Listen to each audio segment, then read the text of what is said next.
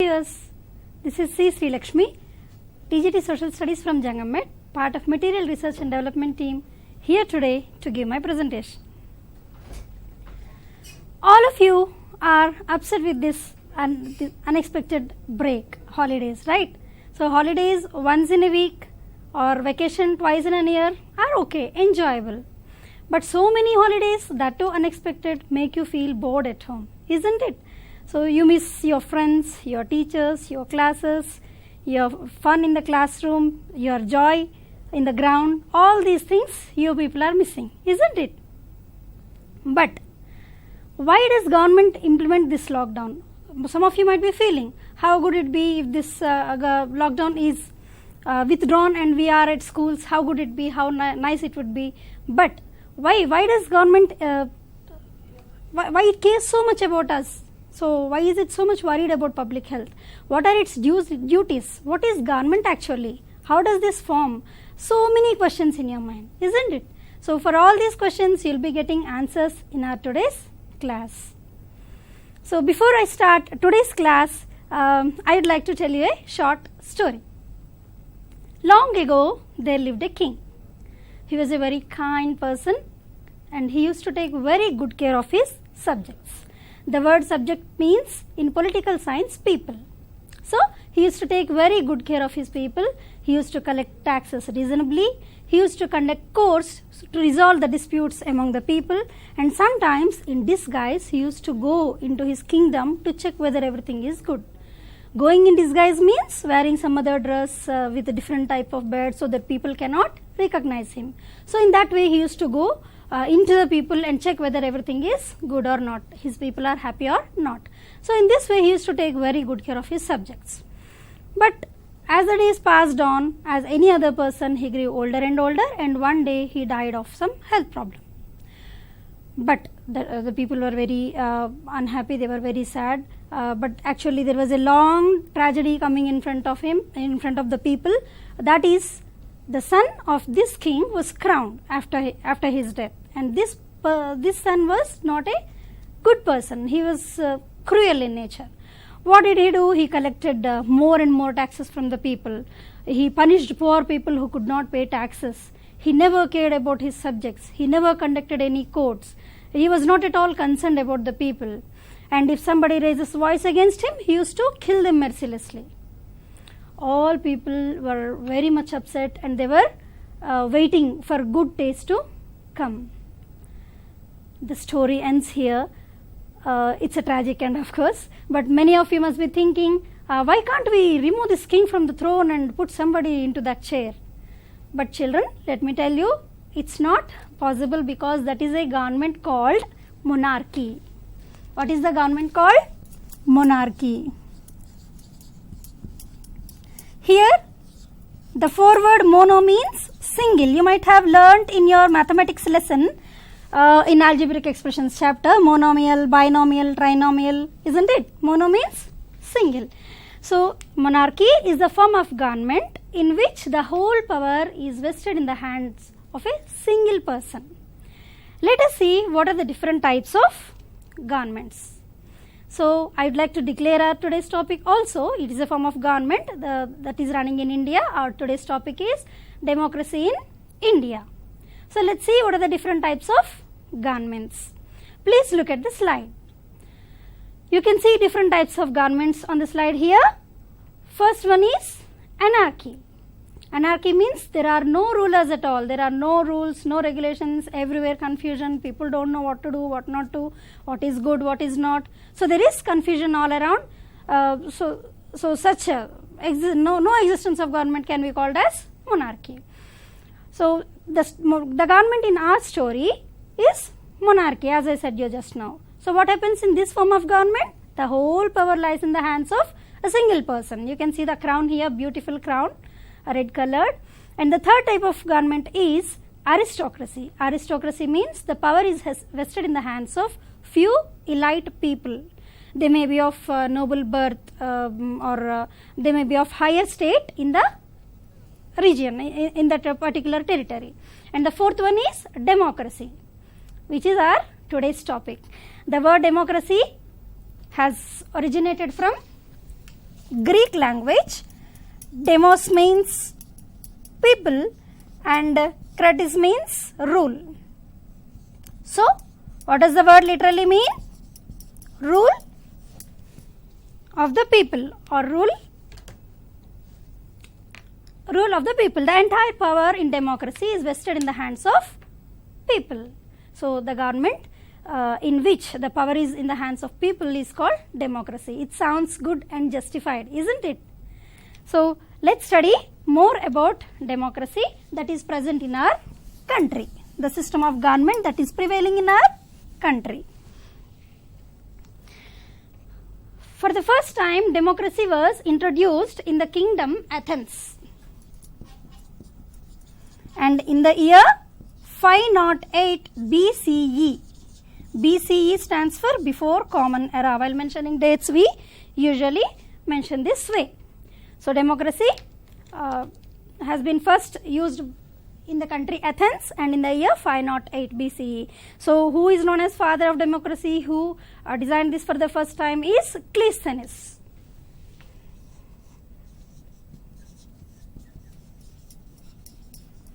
So, these are some of the details about the origin of democracy.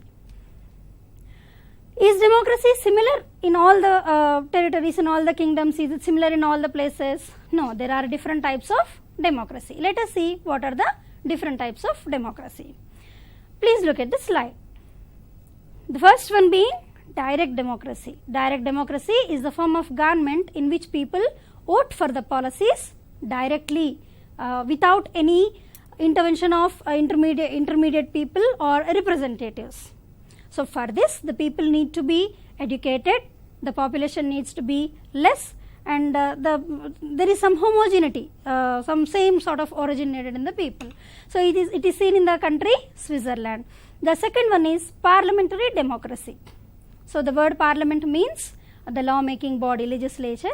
So, this legislature has the supreme power in a type of government, and that democracy is called parliamentary democracy. We will be learning about it in detail because this is something more relevant to us. And the third one is presidential democracy. This is the form of democracy in which president and executive have all the power in the state. That means they can even dismiss the legislature, they can even prevent a law from being passed in such a way. So, president will be the head of the state.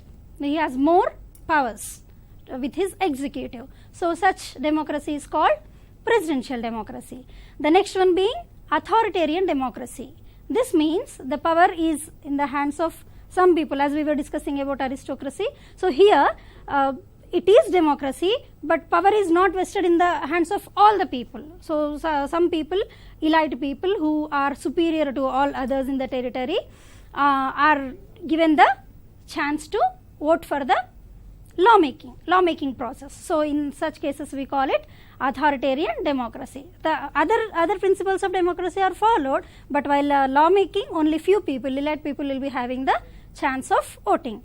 And the last one being religious democracy. In such democracy, religious law is supreme. That means the impact of religious law is seen in all the lawmaking process in the democracy in such countries.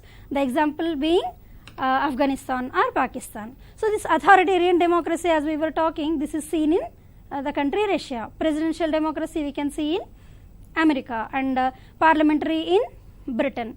So, direct democracy we have already mentioned that I have already mentioned that it is seen in the country Switzerland. So, these are the different types of democracies that we can see in the world. So, what is when you listen to all these types of democracies, you will be definitely getting a question in your mind: which type is ours? What is Indian democracy? What is the type of Indian democracy?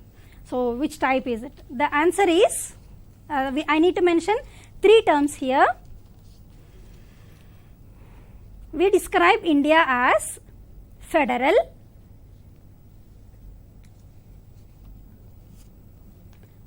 parliamentary democratic and republic. We use three terms here: federal, parliamentary democratic and republic. Let us see in detail what these terms actually mean. The word federal means division of power. It lies on the principle called decentralization of power. That means the power is not vested in one single place. It is distributed everywhere. Let me explain it with your daily life example, with your school's scenario. Okay, your principal has the authority to run the school. All the power is within the principal's hand. But what does the principal do? The principal cannot go to each and every student and find out their well-being, isn't it? So the principal shares the power with the different class teachers or housemasters as we have. So the principal shares the power with the class teachers. Now what these class teachers do? They too cannot go every day to every child, all the 40 children, and find out what their well-being and all. So what does the teacher do? The teacher shares the power with quadrant leaders, especially in our schools. So these quadrant leaders will be having only 3 people to monitor. Then the job is easy. If somebody falls sick, somebody has some problem, what does the quadrant leader do? The quadrant leader takes the child to the nurse ma'am, and by the time it is informed to the class teacher. So by the time the child reaches the nurse, the class teacher will be coming, and within the time the child is examined by the nurse, the principal can reach. See how effective and easier the job has become. So this is the power of decentralization. So decentralization helps us in easier proceedings and more effective proceedings. So that's how the principle works.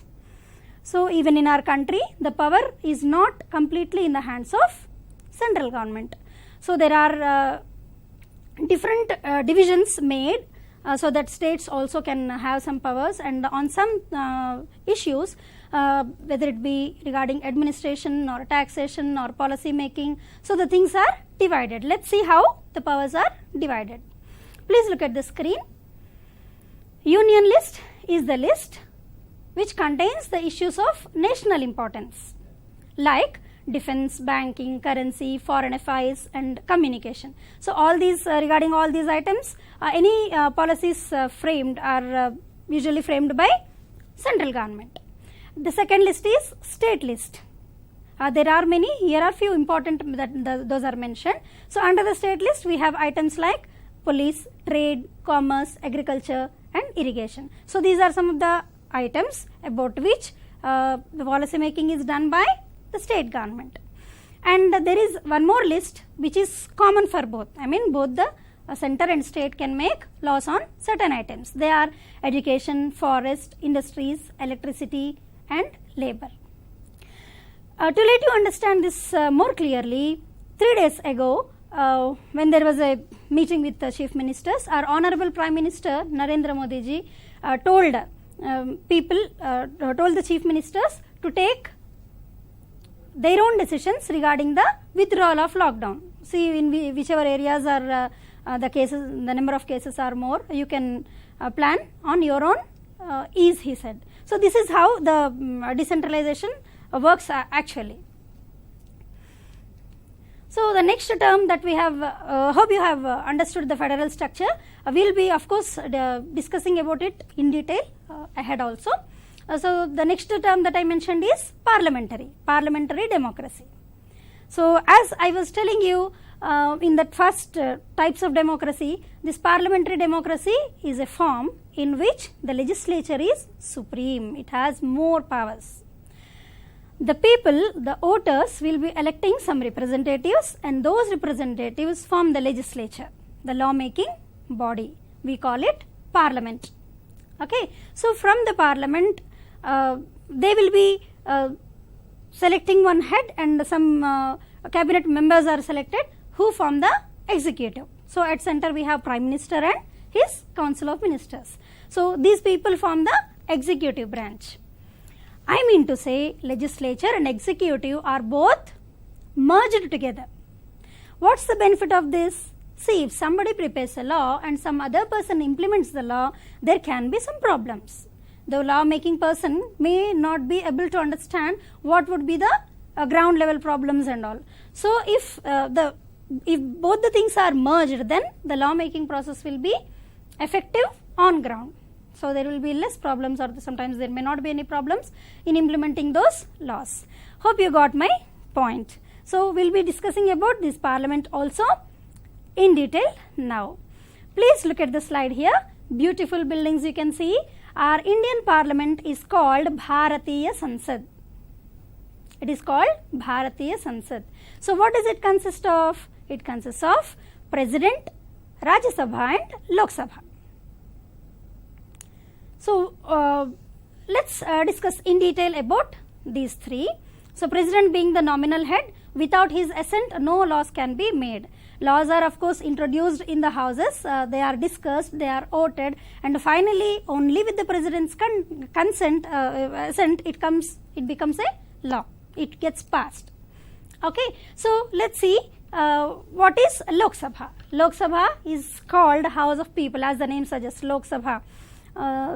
Lok means log in Hindi, and Rajya Sabha is the second house. Here these houses, when we speak about these houses, we call the legislature as bicameral legislature. Bi means two, again as we were discussing just now. Mono means single and bi means two. So here Lok Sabha members are elected by the people directly. Let's see, the total number of seats in Lok Sabha are 545, out of which 530 are the elected members from states and 13 from the union territories, and 2 are Anglo-Indian members nominated. While coming to Rajya Sabha, we have 245 seats, out of which 250 seats, out of which 12 are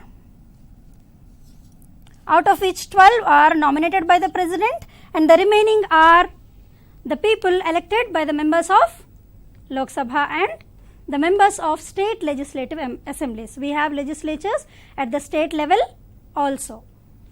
So these are the people who are in the legislature who prepare laws for us. I forgot to write 238 here. So these are the members of Lok Sabha and these are the members of Rajya Sabha. As I told you, Lok Sabha members are elected directly by the people, and Rajya Sabha members are elected by the representatives, those are elected by the people. So let's look at a map here which speaks about the various constituencies, that is the political divisions made in the territory. From each political division is called a constituency from which one member will be elected. And how are these divisions made? These divisions are made based on population.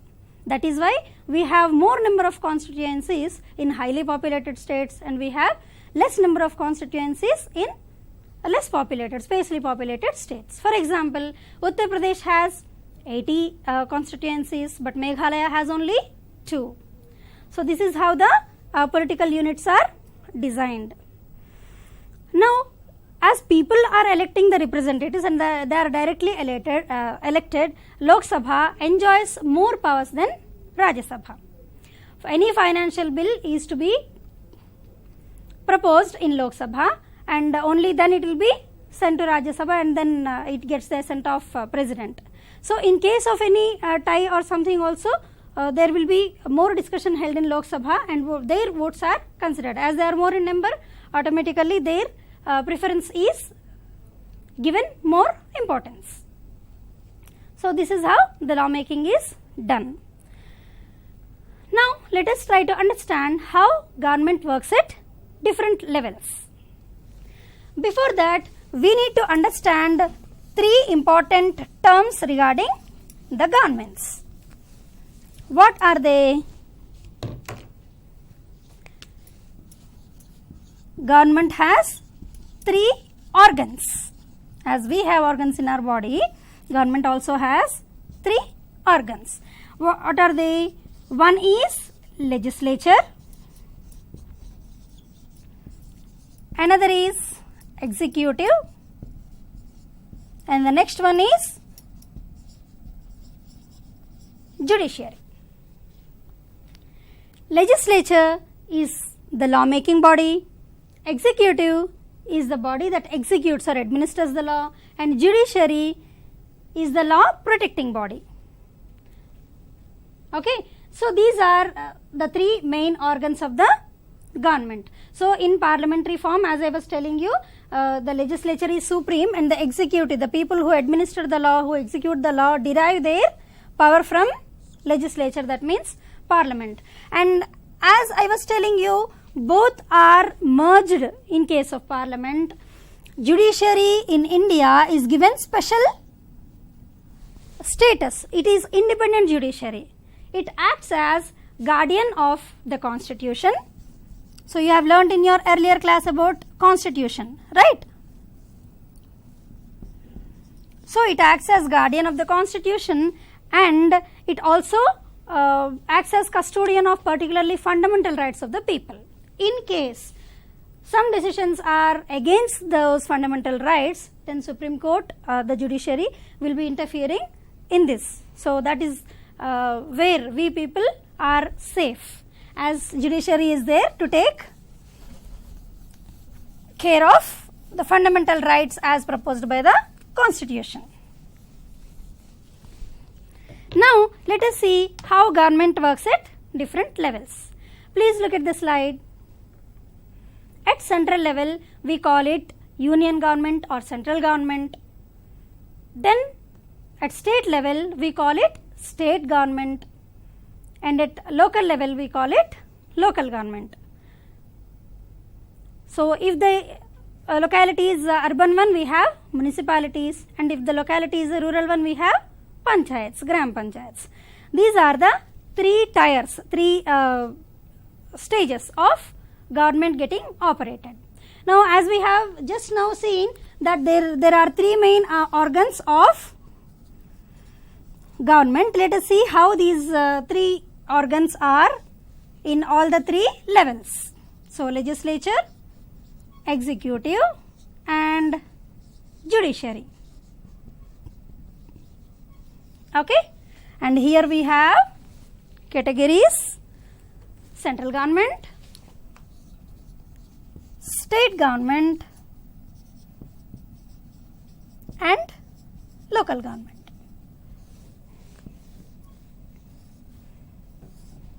So who makes laws at central at the center? As we were discussing, President plus Lok Sabha and Rajya Sabha.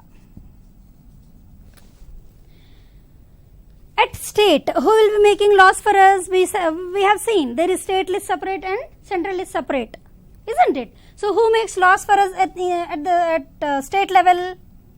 We have governor. Like president, his assent is compulsory for making laws at state level. We have legislative assembly and we have legislative council.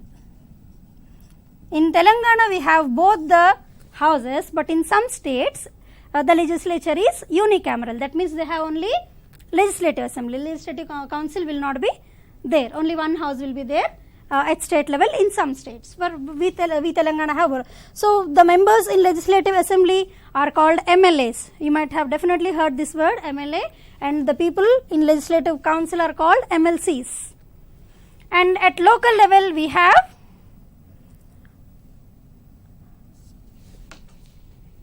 no such serious law making body, but sometimes we can see the municipal authorities make certain laws as per the situations. You have learned in your books that some gram panchayats make some laws like abolition of liquor or being self-reliant, and they win awards, Nirmal Gram Puraskar and all, like for Ganga Devi Palli, the case study that is given in your books. So in such cases we can see the laws are made, but only for that particular jurisdiction, and in some cases the laws are made, but usually this at local level only execution is seen. Okay, so now coming to the executive. Who is the executive at central level? We have already discussed that Prime Minister with his Council of Ministers is called executive at the center. Who is executive at state level? You might have definitely got answer in your mind. Chief Minister plus his cabinet ministers. And who is the executive at local level? In municipalities, there are different people like mayors, municipal commissioner, and so many others who take care of the execution part. And in villages, panchayats, we have sarpanch as the head of that panchayat, and many other posts will be there as per the convenience and as per the population that is present in that village. Now coming to the judiciary. Do we have such structure in judiciary also? Yes, we have judiciary also at all the levels. As I said you, this is the essence of federalism, that means decentralization of power. So how do we have that in judiciary? Please look at the slide. There are beautiful buildings, pictures are given here. At central we have Supreme Court, and in state level we have high courts, and at district level, at local level, we have many types of courts because the cases may be civil or criminal. So we have separate civil courts, district civil courts, and district session courts for criminal cases. This you will be getting in your law and justice case study lesson. So let's revise in shortcut. At central level we have Supreme Court, at state level we have High Court, and here we have different types of courts: district, session court, and civil court. Session court is for criminal cases, dealing criminal cases and punishing them, and civil court is for civil cases. Civil cases means land issues, problems, and property issues, all these things. Okay, so this is how the structure of judiciary is. I hope now you understood the structure clearly about the legislature, executive, and judiciary at all the three levels: central level, state level, and local level. So this is how the power is decentralized. As I told you, the example of your school's case, here also the power is divided so that the people can be taken care of. Their well-being can be easier and their well-being can be made easier and effective. Okay, now let's discuss the most important topic of the day, that is about election, because conducting elections, I mean giving the authority to the people, their casting vote, and this is the basis for all these structures, isn't it? So let's see how elections are conducted. Please look at the slide. This is the Office of Election Commission of India. We call it EC sometimes as shortcut, and you can also see the logo of Election Commission of India here. Our tricolored flag is seen here with 3 dots. And why did I put this picture of this great personality? I will be telling you little later, Mr. T. N. Sheshan. I will tell you why I kept this picture here a little later. Okay. So how are these elections conducted? So India is a vast country. You people know the population is huge, and conducting elections in such a country is not at all an easy task. So and the process should be ratified, and everything should go on in a disciplined way for smooth conduct of elections. So how the elections are conducted, how the process is, let us see on the slide.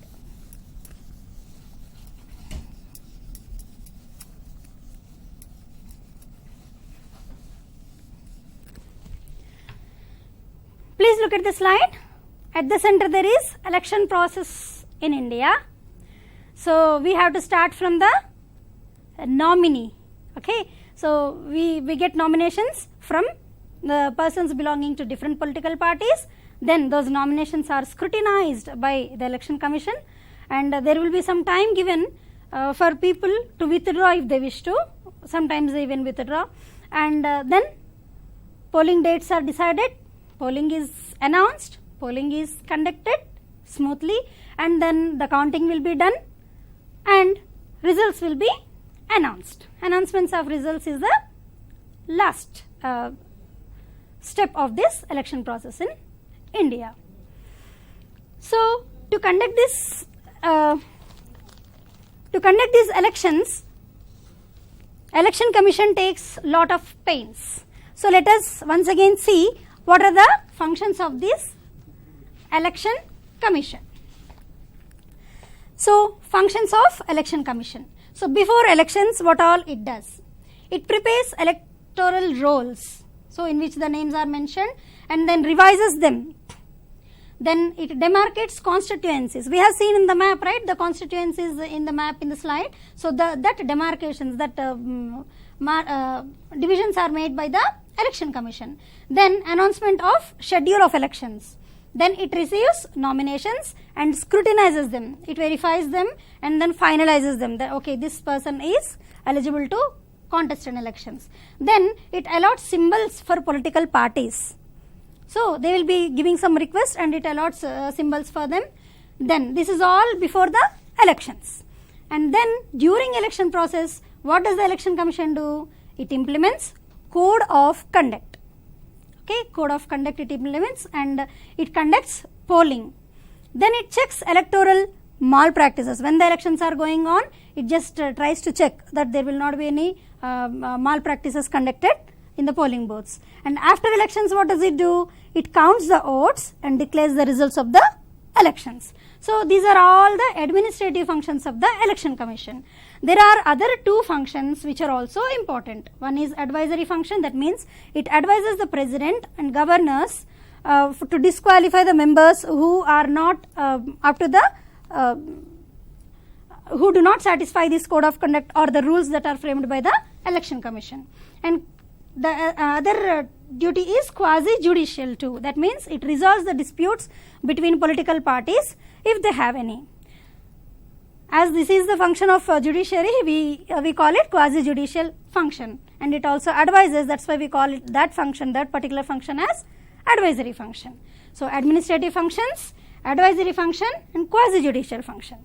Children, here to remember all these in line is a bit difficult, but let me tell you, you can create images in your mind and you can frame some sequence so that you can remember them well. You can read the same steps, bring them to your mind as if the elections are being conducted in your classroom and your friends are giving the nominations for getting elected as class monitor. Then you will be getting some picture in your mind. Okay, so link those pictures in the form of story, and then you will be able to remember all these steps well. So this is one of the technique which I would like to share with you. This will be useful for you particularly when you prepare for examinations. Okay, let us see now what is the code of conduct. I have mentioned now the election commission takes care of code of conduct. Code of conduct is for both voters and for the contestants. Let's see some of the important principles that are present in code of conduct. No voter shall cast vote with others' identity. It will not be allowed. And no rallies and picketing in residential areas without prior permission, and no influence by giving cash. No personal comment targeting caste or religion. No hoisting party flags, tying banners, writing on the walls. No campaigning before or after permitted hours. There are some timings that are specified for campaigning, so those should be strictly followed. These are some of the important points regarding the code of conduct of elections. But up to what extent are these strictly followed? There were times when all these principles were not strictly followed, and much was not done to see that they are practiced. But after T.N. Sheshan came to the scene, after he became the election commissioner, he brought sea change in the election commission by bringing certain reforms. That is the reason I pasted the picture in the slide, his picture in the slide, because he brought a revolutionary change in election commission. So he took care of the code of conduct, that it is strictly implemented. He brought so many reforms. We call those reforms as electoral reforms. Let's see some of the important points that are introduced by T.N. Sheshan in the form of electoral reforms. Okay, So, introduction of voter IDs. This was not an easier task because the population is huge, but they could manage it. And strict implementation of election code of conduct. All these were made strict, as I was telling you just now. This gentleman has made it more strong. Set expenditure limits for candidates. Then prohibition of distribution of liquor or money. Prohibition of bribing. Implementation of law in election process. That means equality, all people are equal, and autonomous status to Election Commission of India. Prohibition of the loudspeakers without prior permission, and prohibiting demanding votes based on caste. So sometimes people are flown away in such things. So prohibition of use of religious place for election campaigns. So religious places are also not to be used. So these are some of the reforms introduced by Mr. T.N. Sheshan to make the elections more free and fair elections. So which is very important, particularly in a democracy. So after listening to all these things, I am sure you will be getting a question in your mind. So what happens inside the polling booth? As you people are kids, you will never go inside the polling booth. I am sure you will be interested to know what happens there. And here is a picture that describes about those things. Let us see the picture and study it. The person enters here and he checks his name and puts signature with assistant presiding officer. Then he goes to the second polling officer where he verifies his name and photograph, and then he gets ink on his finger. Then the person will be going into voting compartment. There the person presses the button and selects the candidate, and then he will be checking the slip that generates in the VVPAT, and he assures that it is the vote is casted properly. Then he exits. All the process is taken care of by the presiding officer of that particular polling booth. So this is how the polling process is done. So now we have understood what a democracy is and the importance of elections in democracy. So please look at the slide here, the importance of free and fair elections. When elections are conducted, it should be taken care that there is no manipulation at all. See the three pictures here. Here you can see some bad people are taking away the boxes, and in the second picture you can see the people are tempted to vote as they are given some materials, and in third picture you can see the politicians are trying to bribe the voters by giving them money. So these are the things that must be arrested, and of course they are trying their best with these electoral reforms also, but we as voters need to be more vigilant about all these things. The vote we are casting should be our real choice, our wise choice about the person who is going to become our representative for the next 5 years. And the next important point about democracy is equality and inclusiveness. Children, equality is really very, very, very important in a democracy, because there were days when women were not allowed to vote. There were days when people who did not pay taxes were not allowed to vote. There were days when people who belonged to different race, they were not allowed to vote. You can see the black person being denied a vote here. I mean, the person is not allowed to vote. And in fourth picture you can see the people who are educated only were voting. So these were the situations for centuries together. Many people struggled a lot to bring the idea of universal adult franchise. Okay, so the term is really necessary for all of us to understand. Universal adult franchise. That means all the persons who attain 18 years of age will be permitted to vote, irrespective of caste, creed, gender, religion, race, etc. Okay, so this is the essence of equality and even inclusiveness. So this is how democracy makes sure that every person is given the importance. We were discussing in the story that we call the people being ruled as subjects, but in democracy we call the people being ruled as citizens, because they are not just being ruled, they are the part of the system, they are the part of the government. We as we can't go directly and rule, our representatives will be ruling us. The original power, the supreme power, is in the hands of the people. That is what we need to understand. And okay, things are good, we got independence, now ours is democratic country, everything is set, okay. No, democracy is an ever evolving idea. Please look at the slide here. Democracy is an ever evolving idea. It changes its structure all the time to better itself and for the betterment of the people. See, the most important points regarding the democracy in practical are participation first. That means people need to participate in policy making. How can they participate? Before the policies are made, there should be extensive discussions regarding the policies, and people should come forward and express their opinions. Even they should be very vigilant even about their implementation also. Otherwise, policies are there, but implementation part of it is not in a proper way. Okay, so participation of people is very important in the process of policy making as well as the implementation of the policies.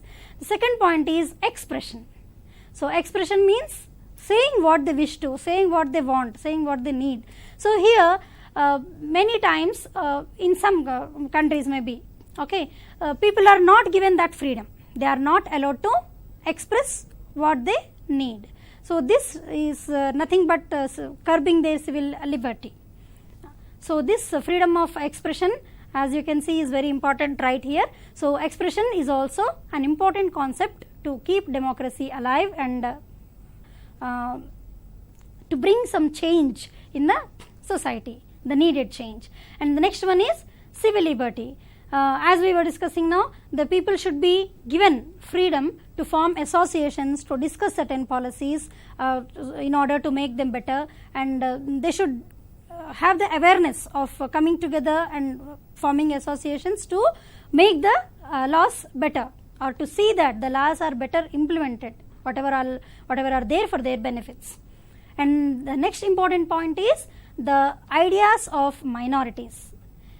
Many times the majoritarian view is taken into consideration and the ideas of minorities are not taken care of. So that should not happen. As we call it democracy, the opinion of every particular individual are to be given importance.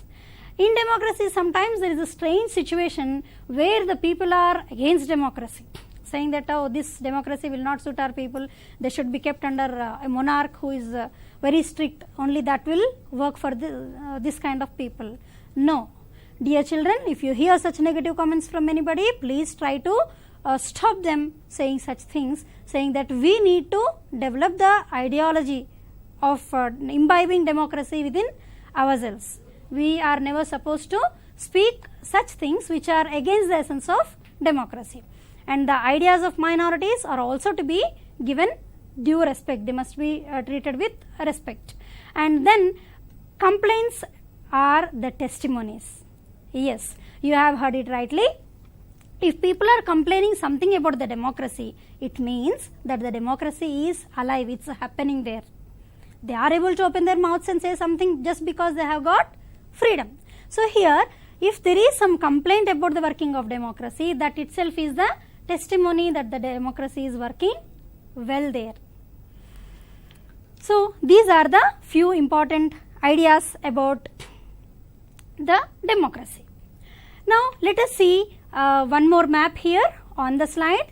Children, please look at the first and second portion of these maps. I mean, but those are world maps. The first one is describing the countries in 1900 to 1950. You can see the red shaded color is very less in the world map, particularly in American regions we can see this. So, in that period only these countries were having democracy, they were the democratic countries. But by 2011 you can see, it's very happy to see that the yellow shade is more. Even most of the Asian countries and European countries and some of the African countries are also democratic. Then what about the countries which are not colored here? Some are under constitutional monarchies and some are under absolute monarchies. Yes, dear children, it's sad to see that still on the globe we have the monarchy being followed. So, we should all really try to understand how important democracy is and how lucky we are to be in a democratic country like this.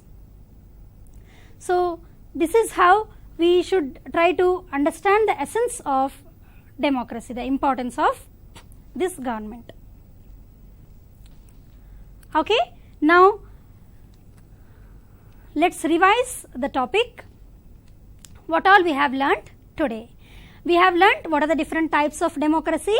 They are anarchy, the form without government; monarchy, the single ruler; aristocracy, power is in the hands of few; and democracy, power is in the hands of the people. Then we have also learnt about different types of democracy, isn't it?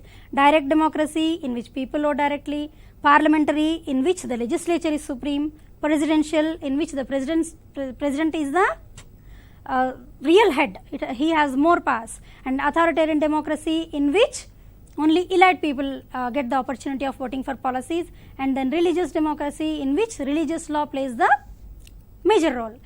We have also learnt about the federal structure, the division of power among the states and unions, and the lists, the topics that are there in the union list, for which nation will be making, central government will be making the laws, and the items in state list for which the states will be making the laws, the concurrent list for which union and state both will be making the laws.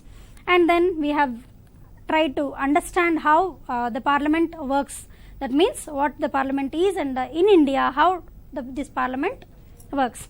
We have understood that the voters will be selecting the people for legislature, and once they are selected they are invited by the president and they form the government and the executive. That means the executive is derived from the legislature. They are merged together to see that the laws are made and implemented properly for the people, and to check them the judiciary is given topmost importance. Okay. We have also tried to understand what Parliament of India is. The word Parliament stands for Supreme Legislature, and the Parliament of India comprises of President, Rajya Sabha and Lok Sabha. Okay, when do these houses meet? This is one concept which I missed to tell you. So, let us see once how many times these people sit together, they meet to frame policies for us. Okay, they meet thrice in an year. Indian legislature meets thrice in an year. One is budget session and another is monsoon session,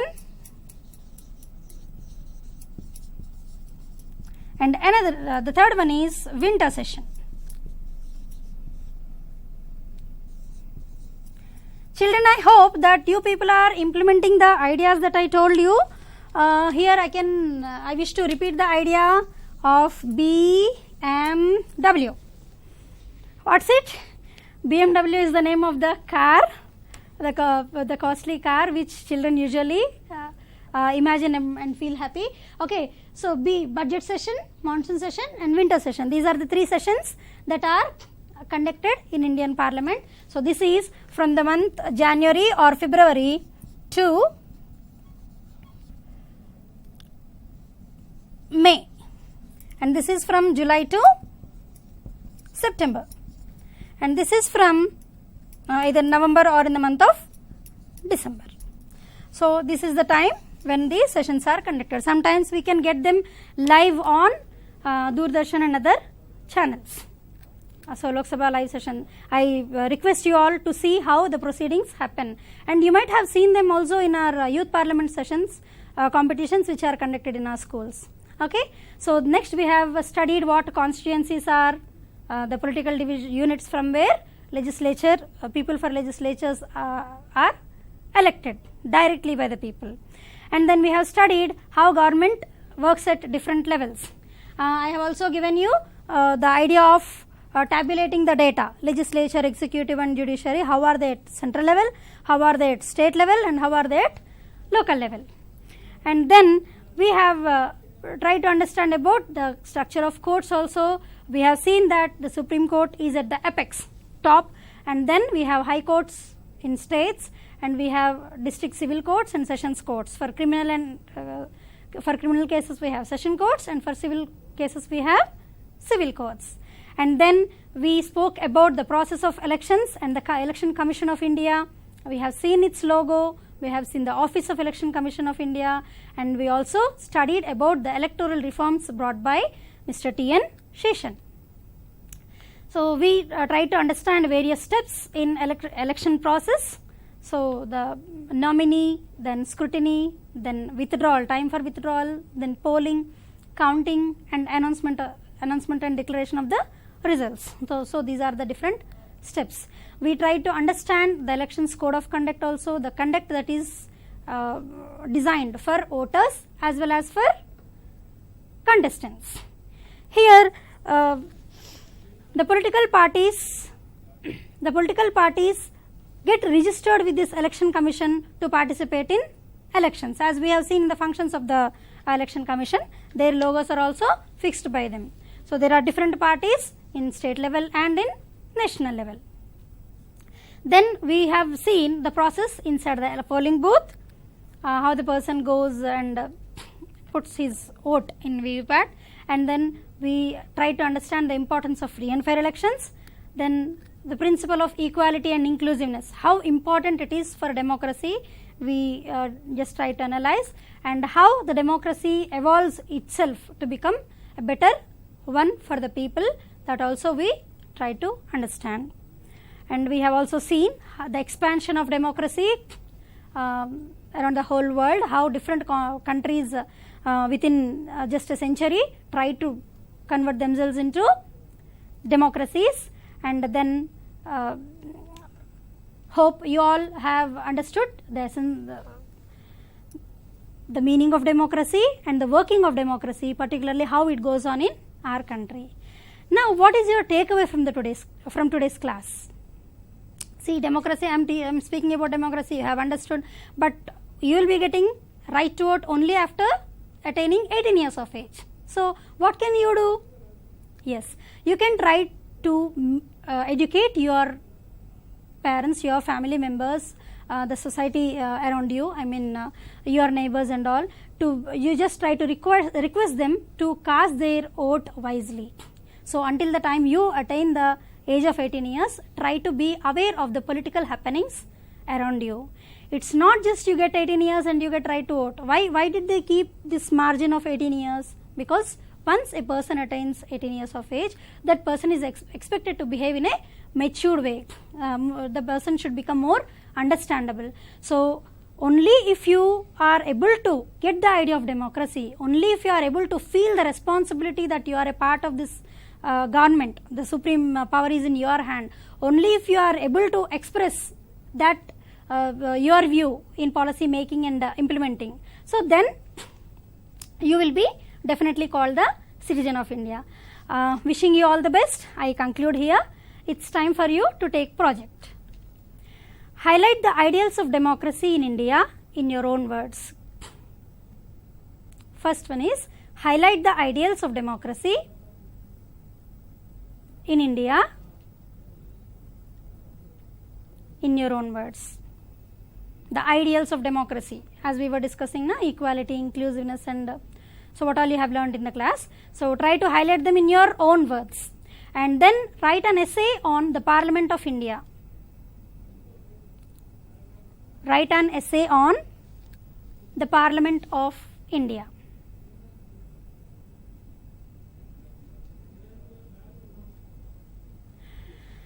I thank Telangana Tribal Welfare Residential Educational Association and and Telangana Social Welfare Residential Education Institution, our beloved Secretary Sir, for giving us this valuable opportunity of being with the children in this Corona crisis time. I thank TSAT people for their patient recording and telecast. I thank all the viewers for being with me, and I thank Telangana State Government for giving us teachers this valuable opportunity. Thank you, everybody.